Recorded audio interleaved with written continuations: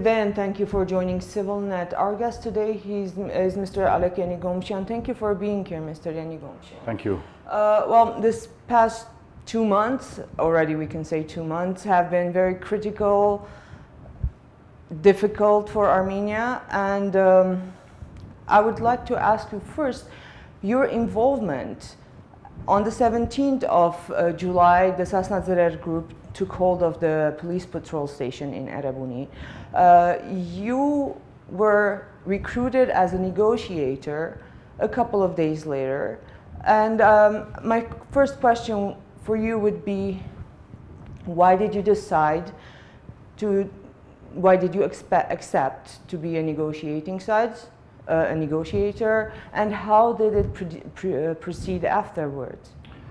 Well, I was and still am a member of founding parliament.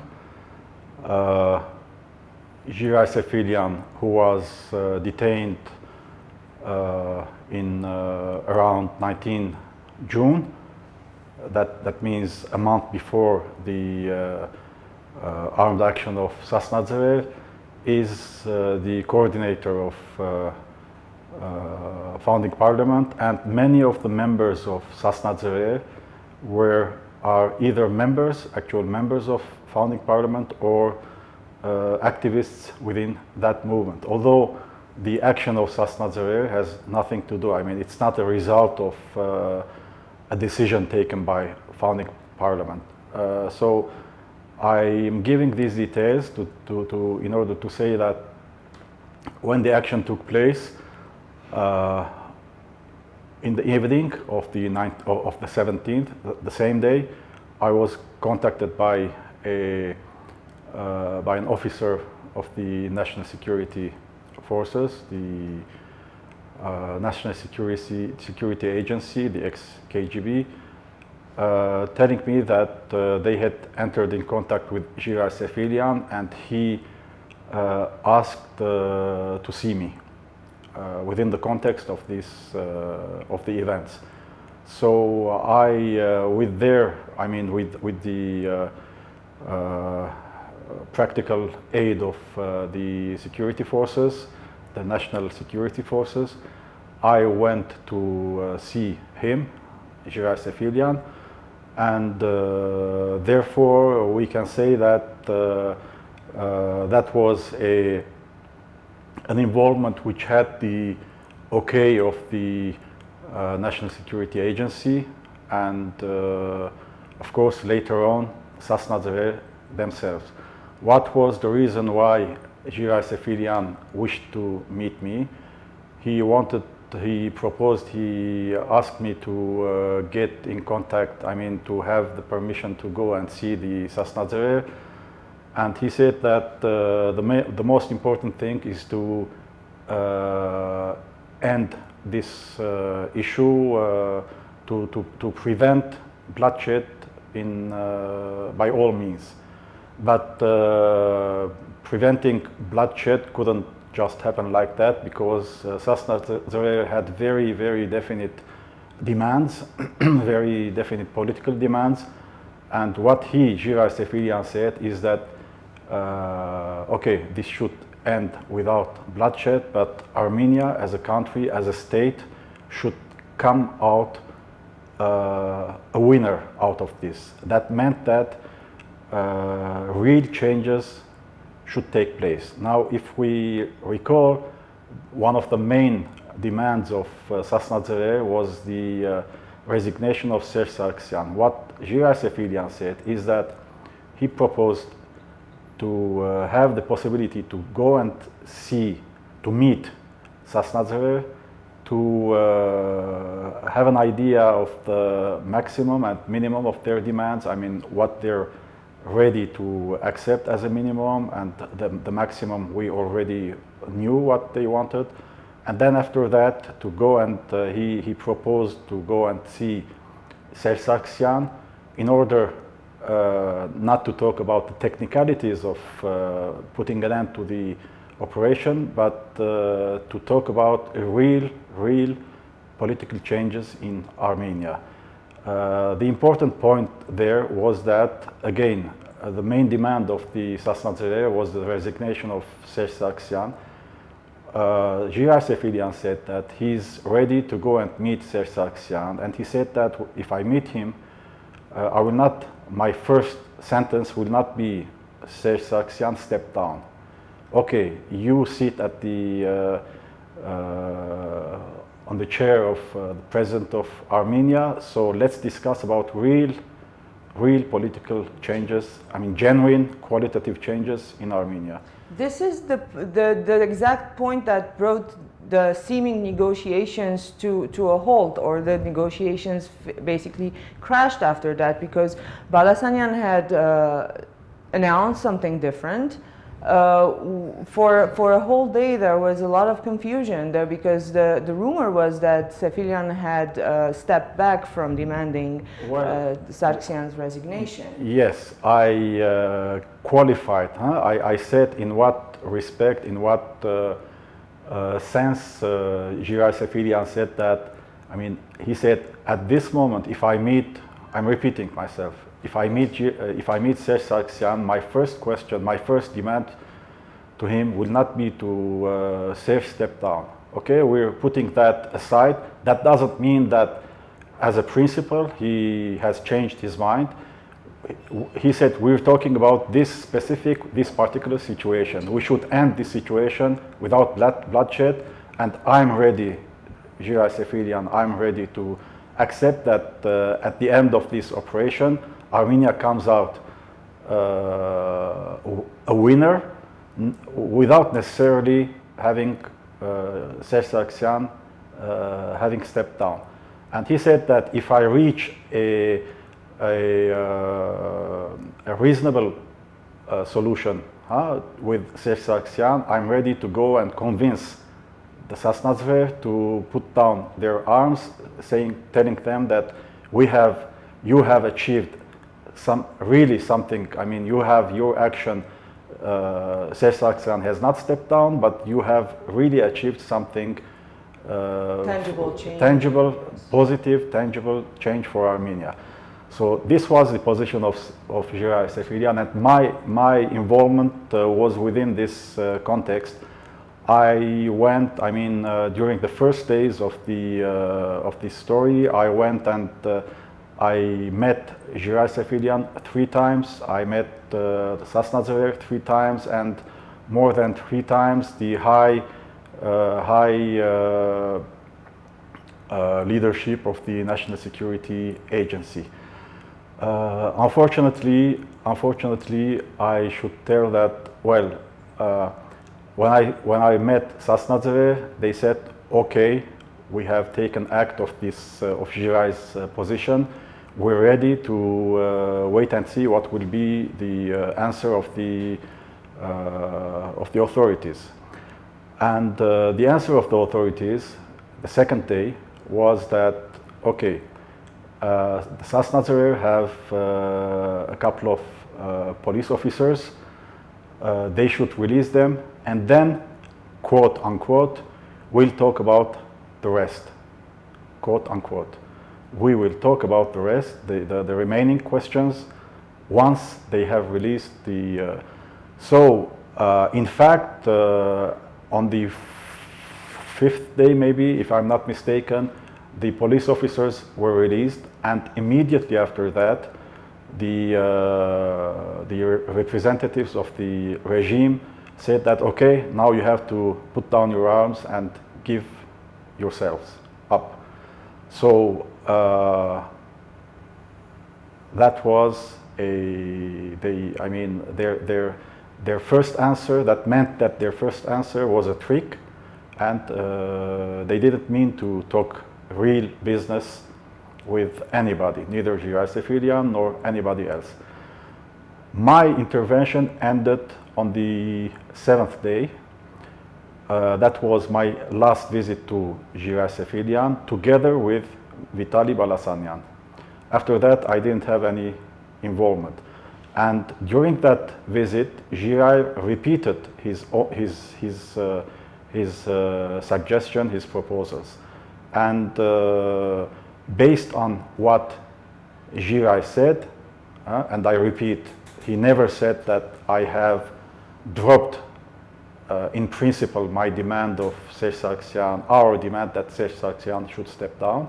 He said, now at this stage, I'm ready to put that demand aside and try to solve this issue without immediately asking So what happened is that Vitaly Balasanyan took that word and talked about it. Well, I don't want to say anything about him personally. That's not the main issue, but that he was misquoted. He was misquoted, definitely misquoted. So, but again, that wasn't the only. I should say, I'm sorry to say, the lie, the lying habit of the current authorities during this until the end of this episode of the Sassan Dzrer having occupying that place at Erepuni. There were many similar lies on behalf of the authorities. Well, the media witnessed one when there was an agreement for media representatives to be inside. However, we initially, the first 2 hours or so, we were not allowed to have contact with the outside world, be live from inside, or have cell phones with us or internet connection. So we were witness to how any form of negotiations were often than not, they just didn't work or they were dishonored.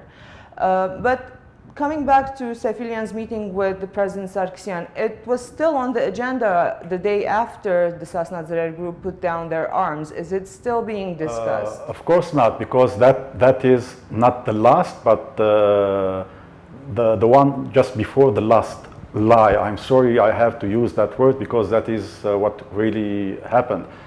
Again, it was Vitaly Balasanyan who said that during the second week. I wasn't involved anymore at that time. He said that, okay, I have met, that means he has met Sargsyan, and Sargsyan has told him that once the guys, Sassan Dzrer, put down their arms and give themselves up, then he's ready. Immediately after that, he will be ready to meet Jirayr Sefilian and to talk to him. He didn't promise to talk about the issues that Jirayr Sefilian had raised. He said to talk to him, but even that, of course, that was a dishonored promise, and the two dishonored promises that I mentioned and the other one that you mentioned were not the only one. Were not the only ones.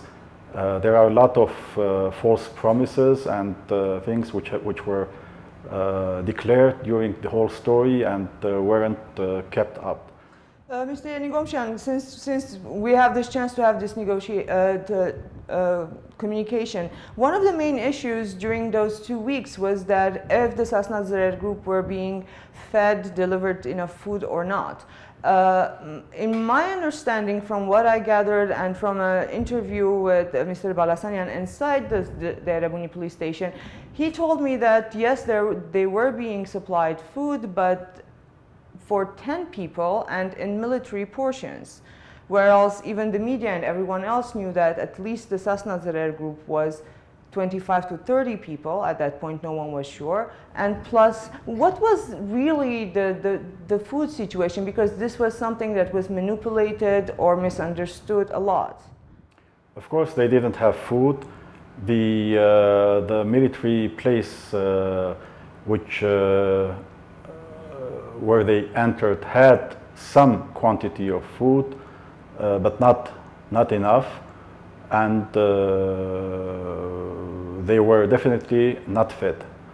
They were definitely not fed. I mean, at times they were, but that was again, we feed you so that you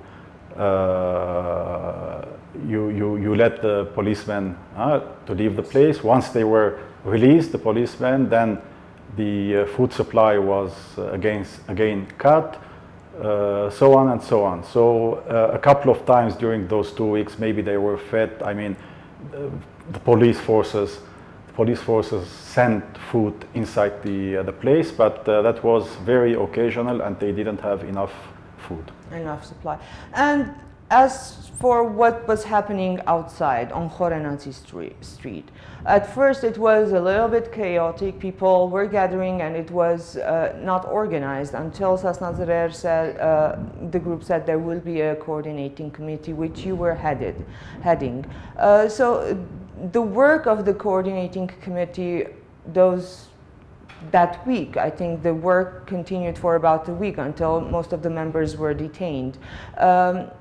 How did that come about? Well, if we recall, the first day, the 17th, and maybe the first half of the 18th was, I mean, everybody was shocked. They didn't know what to, how to react to what happened. Of course, some people welcomed what happened immediately. Some other people totally rejected it during the first hours, but there was a stunned situation. But very quickly, very quickly, starting on the 18th, there was a massive support for the Sassan Dzrer in the streets, during conversations, on the social network, etc. I personally, as I said, was involved in the negotiations, and it wouldn't have been, I mean, very ethical to be also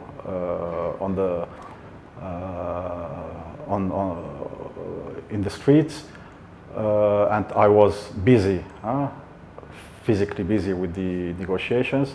I was not there. Certain people wanted to, I mean, mobilize to organize the mobilized people, etc.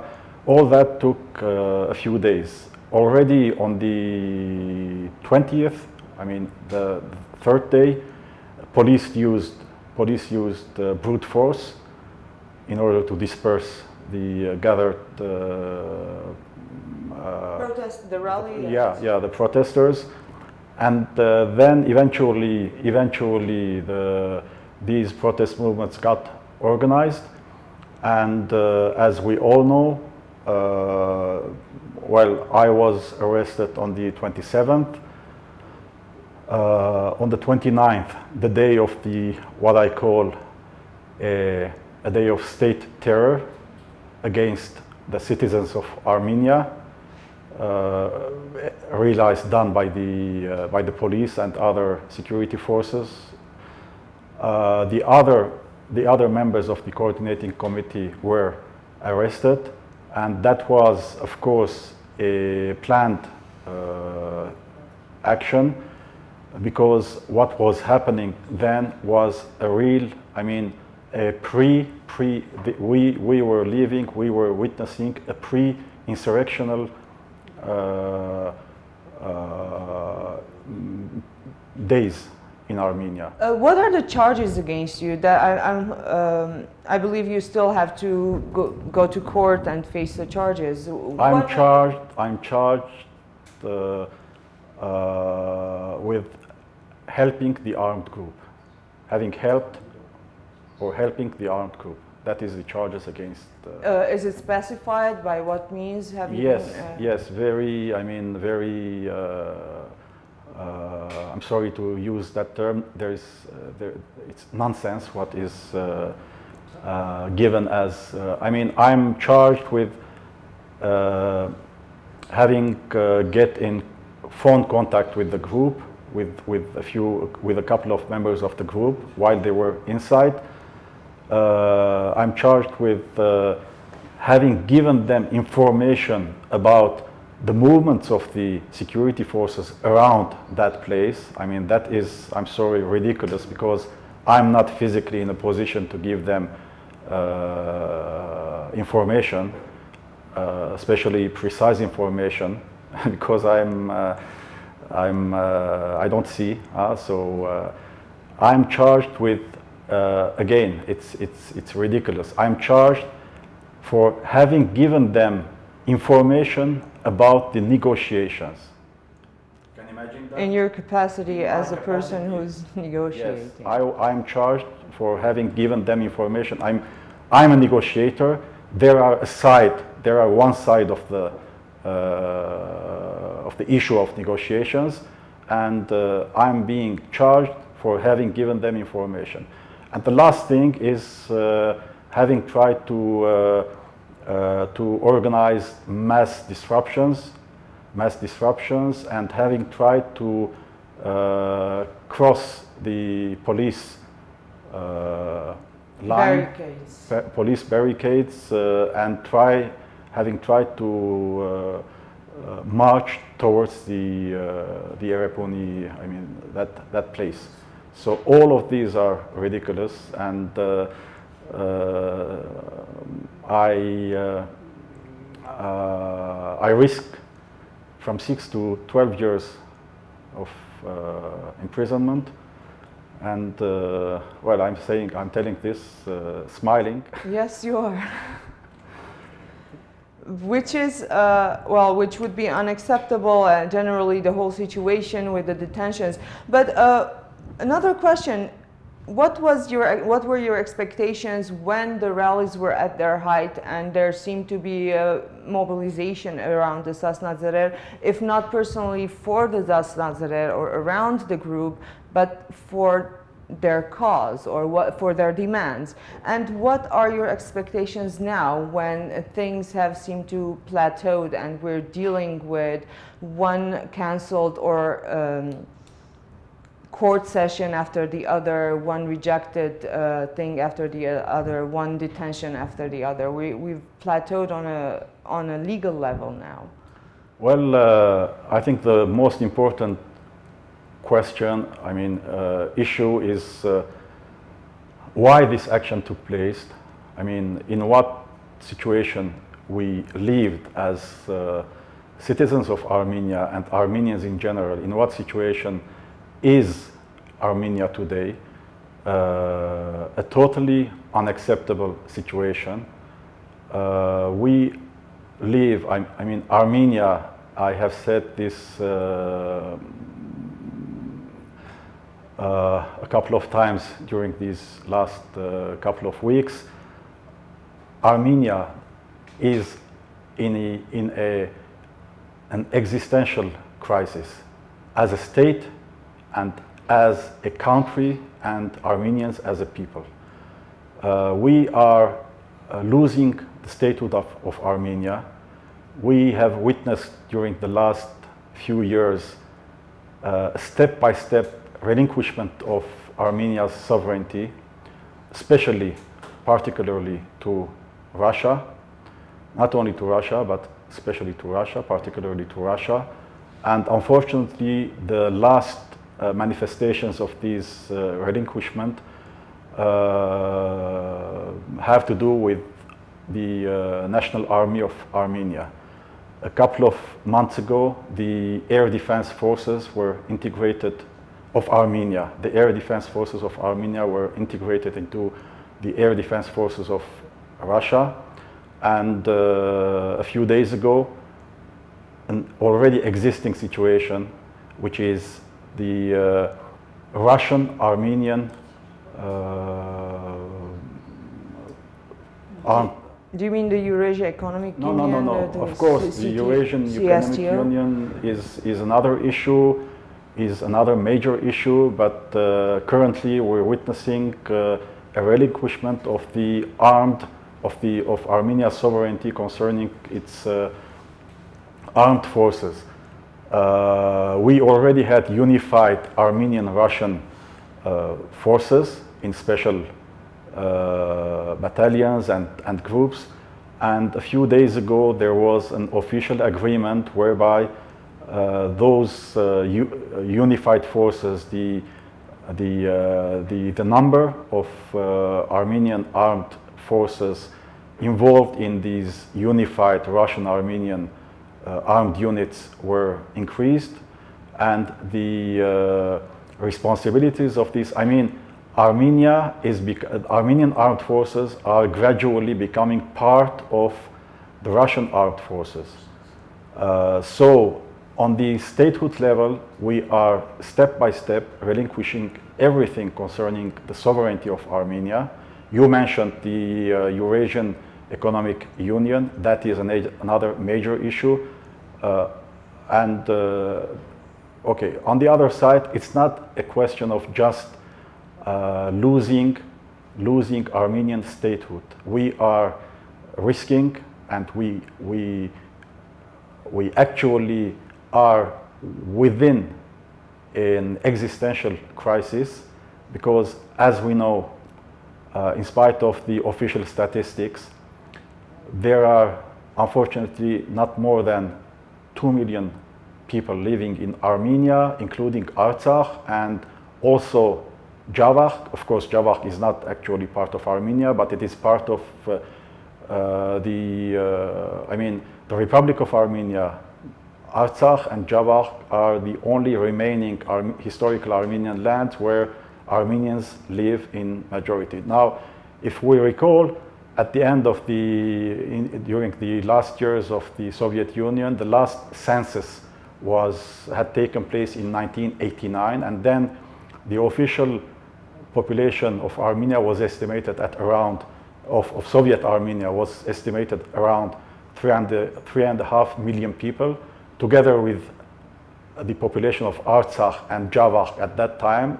That number would have been estimated at around 4 million. Mr. 4 million, please excuse me, just let me say one thing. 4 million just by natural, growth, we should have reached today at least 5 million, if not 6 million. Whereas we have at most 2 million people, and this is an existential crisis. We are, I'm sorry to say, we all Armenians, in Armenia and outside Armenia, we have to become conscious that I'm very sad to say it, if this state of affairs continues in Armenia, we are dying as a country, as a nation, as a people. So this was, and since the authorities, since more than 20 years, the authorities which have ruled Armenia have shut all the paths to reach a peaceful democratic change in Armenia. So we are living in an existential crisis. This has to be changed. This state has to be changed. It has to be changed by peaceful means. The peaceful means are blocked since 20 years. So the only means which is left for people is to make a shock, create a shock by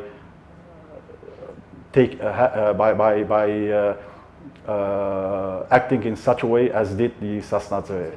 So the shock was created. Of course, that episode has technically ended, but Armenia today is another country compared to what it was on July 16th, prior to July 17th. The population has waken up. Of course, as you said, there was mobilization, high mobilization during those days. Now, the spirit is the same. We're not witnessing the same mobilization, but the spirit is the same. And what has to be done is to have the path and show the path to really achieve, to really get to, to change this situation radically, qualitatively change this situation by, again, peaceful means. Today we have that possibility because the people has waken up and is asking. The Armenian citizens today are not the same citizens as they were prior to July 17th, and I'm sure that we all will reach our dream of having a just, a democratic, a sovereign, a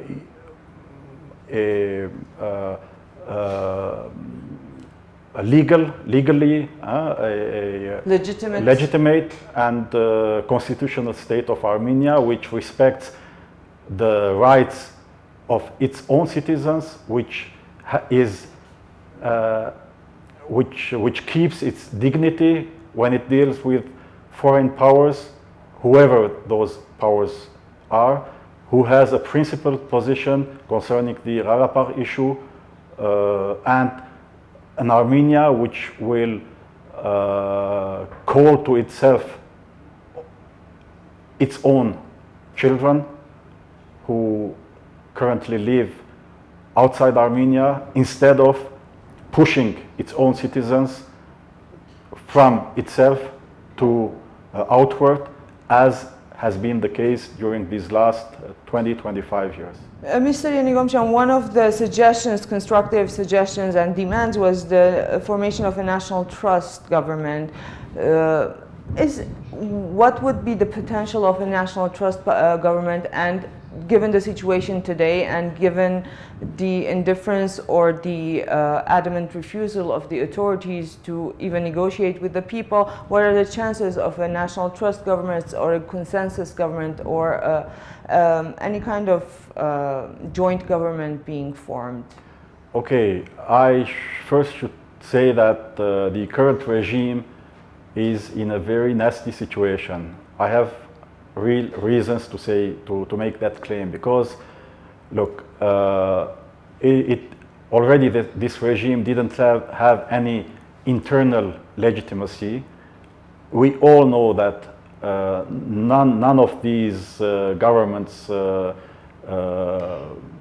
is legitimate. All the elections and referenda have been cheated, but with the Sassan Dzrer action, that illegitimacy, I mean, is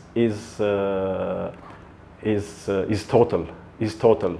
The population of Armenia and Armenians in the diaspora really showed that they sympathize with the Sassan Dzrer, and that had put a total end to the internal legitimacy of Armenia. That is one thing. Armenia, even the diaspora, especially the so-called older diaspora, which had, for historic reasons, always in its majority supported the regime in place, irrespective of who was at the head of the regime and what the policies of the regime were, has to a very important extent waken up. So this regime couldn't rely anymore on the will not be able anymore to lie and cheat at the diaspora. So the diaspora is much more demanding towards this regime because of its very repressive actions. The Western countries, the United States and the European Union, etc., are very critical towards the practices of the police, which these same countries had during all these years had funded with grants, etc., in order to reform, so-called reform, these police forces, whereas they saw actually that all these reforms, between quotations, ended up with very repressive actions. So there is much pressure on behalf of the Western countries on the current government, at least concerning these issues. And I doubt very much that this government and this regime will be able to expect financial grants and loans from the Western world anymore. I mean, the West will be much more reserved before deciding to provide loans and grants. Will this lead them or encourage them to agree to a national trust government or a consensus government? Well, the regime and its head, Sassan, will do everything to try to come out of this situation without losing his positions and the positions of the regime in general. But what I was trying to say is that he doesn't have much chance to do that. And he again, what he said is that my plan is to form a national consensus government, and then his representatives, after his own declaration, said that this national consensus government will be formed after the 2017 elections, as if it is for granted. I mean, he's taking for granted that himself and the Republican Party of Armenia, the ruling party of which he's the head, he's taking for granted that he will still be on power after the elections. That is another detail showing that there are no elections in Armenia under this regime. But again, so that is his plan. He will try to lure some of the existing forces here in Armenia in order to saying that, okay, come, be part of the government, etc. But that will give nothing, and he will not achieve that because, as I was trying to say, he has lost on all grounds. He has no legal internal legitimacy. He is on the course of losing the trust of the diaspora. The Western world is much more harsher in its approach towards this regime, so he doesn't have much chances. And on the other side, the population, which has awakened and has got hope out of the action as a result of the action of the Sassan Dzrer, will still be organized further and further. And here we come to the issue of the national trust government, which is the position of the Sassan Dzrer and all the forces which are active today.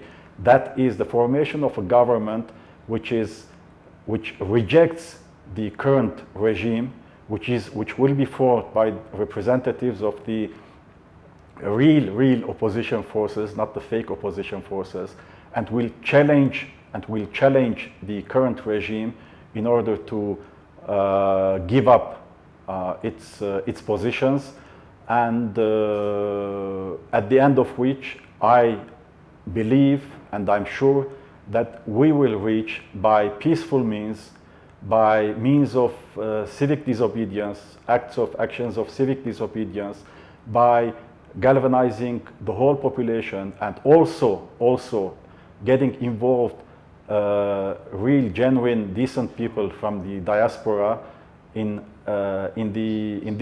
this movement of not asking Sassan to make some reforms.